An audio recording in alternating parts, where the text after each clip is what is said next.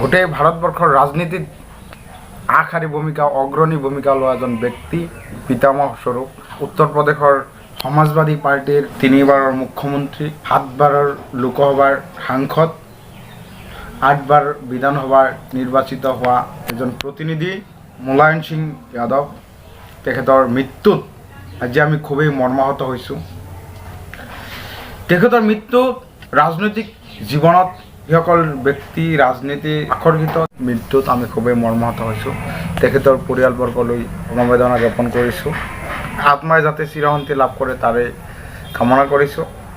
কিছুমান মৃত্যু আমি ল'ব পৰা নাযায়, কিছুমান মৃত্যু আমি আঁকোৱালি ল'ব নোৱাৰোঁ। চিৰশান্তি লাভ কৰে তেখেত যাতে স্বৰ্গগামী হয় তাৰে কামনা কৰিছোঁ।